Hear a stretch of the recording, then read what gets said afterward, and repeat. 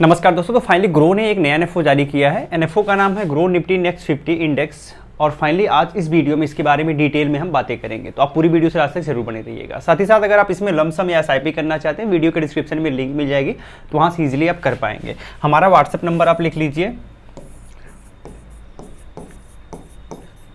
अगर आपको कोई डाउट आता है तो आप हमसे पूछ सकते हैं, मैसेज कर सकते हैं। आगे बढ़ते हैं, उसके बारे में डिटेल में समझने का ट्राई करते हैं।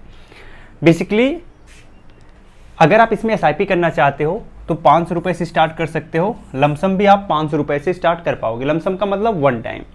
एनएवी नीचे लेवल पे 10 रुपये की होगी। 6 अगस्त से एप्लीकेशन स्टार्ट हुआ है, 20 अगस्त लास्ट डेट है और अलाटमेंट 28 अगस्त 2025 को हो जाएगा। इसके बाद स्कीम रीओपन होगी और जैसे स्कीम रीओपन होती है आप यूनिट्स बाई सेल कर सकते हो। इवन आपका प्रॉफिट लॉस भी दिखने लगता है। बेंचमार्क की बात करें तो निफ्टी नेक्स्ट 50 ट्राई इसका बेंचमार्क है, जिसके बिहाफ पे इसका परफॉर्मेंस ट्रैक किया जाएगा। अब बेसिकली अगर आप इसे डिटेल में देखेंगे तो आपको यह एक इंडेक्स फंड दिख रहा है। इसका मतलब ये इंडेक्स को फॉलो करेगा। तो जो मैंने बेंचमार्क बताया ना, उसी का रेप्लिकेट वर्जन ये स्कीम होगी। जैसे जैसे जो बेंचमार्क है उसमें जो अलाटमेंट होगा, जिस प्रपोर्शन में, उसी प्रपोर्शन में इसमें भी फंड अलाट किया जाएगा। इसके बारे में आगे डिटेल में बात करेंगे।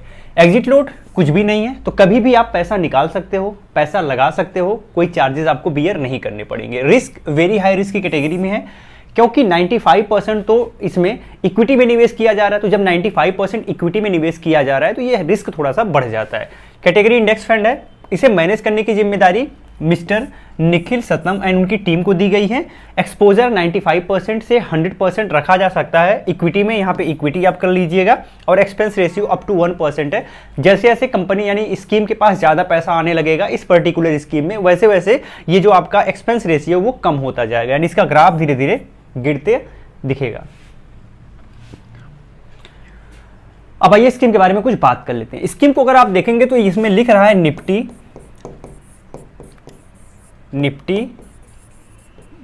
नेक्स्ट 50। इसका मतलब ये होता है कि निफ्टी में सबसे पहले अगर आपने नाम सुना होगा निफ्टी 50, तो निफ्टी 50 का मतलब ये हो गया कि शुरुआत से 1 से लेके और 50 कंपनीज, तो 1 से लेके 50 कंपनीज निफ्टी 50 में आती हैं। और ये माना जाता है कि मार्केट में सबसे बड़ी 50 कंपनियां ये होती हैं और पूरे मार्केट का मैक्सिमम पार्ट इन्हीं का होता है।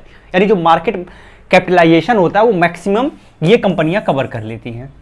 इसके बाद की जो 50 के बाद जो 51 से स्टार्ट होता है, 51 से 100, ठीक है, 51 से 100 के बीच में जो कंपनियां होती हैं वो आ जाती हैं आपकी निफ्टी नेक्स्ट 50 में। तो इस स्कीम में पर्टिकुलर इसी 51 से 100 वाली कंपनियों में पैसा लगाया जाएगा।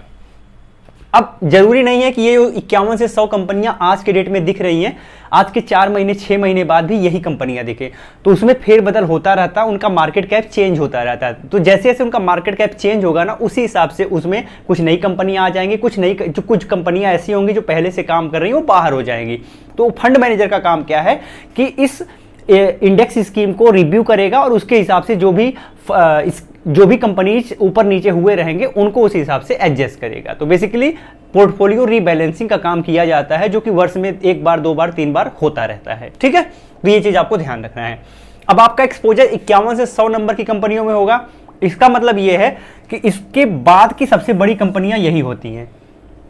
इसके बाद की सबसे बड़ी कंपनियां ये होती हैं, इसमें स्टेबिलिटी ज्यादा होती है तो कंसिस्टेंट रिटर्न मिलता है। लेकिन इसमें क्या है कि थोड़ा सा रिटर्न आपको ज्यादा मिल सकता है, क्योंकि ये थोड़ा सा ग्रोथ पीरियड यानी ग्रोथ फेज दिखाती हैं आपको, तो वोलेटिलिटी भी यहाँ इसके अपेक्षा थोड़ा सा ज्यादा देखने को मिल सकती है। तो कमोबेश अगर आप एक ऐसे इन्वेस्टर हैं जो कि बड़ी कंपनियों की तरफ देखना चाहते हैं तो आप इसकी तरफ जा सकते हैं।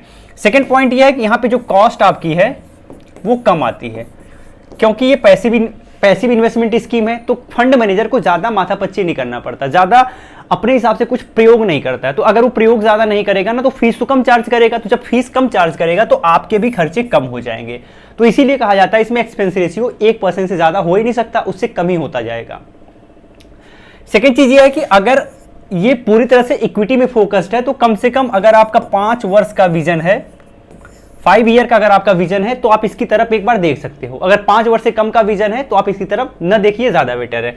एंड थर्ड चीज, आपका रिस्क जो है, रिस्क लेने की क्षमता वो बहुत ज्यादा हाई होनी चाहिए। तो रिस्क लेने की क्षमता अगर ज्यादा है तभी आप प्योर इक्विटी वाली स्कीम है तो उसमें आप जा सकते हो। लेकिन एक चीज आपको ध्यान रखना है कि इसमें एक फायदा मिलेगा, जो बायसनेस है, जो बायसनेस होती है फंड मैनेजर की, कि हाँ अभी मार्केट ऐसा चल रहा है, कुछ ऐसा कर दें कि रिटर्न हमारा बढ़ जाए, या कुछ ऐसा करें कि कुछ अलग हम कर जाएं। तो इस तरीके का जो वो उसका थॉट प्रोसेस चलता रहता है, वो इस स्कीम में देखने को नहीं मिलेगा, क्योंकि यह इंडेक्स का रेप्लिकेट वर्जन है। यहाँ पे एक दिक्कत ये हो सकता है ना कि जब इंडेक्स का जैसा परफॉर्म है और इस स्कीम का जो परफॉर्मेंस है उसमें हो सकता है डेविएशन देखने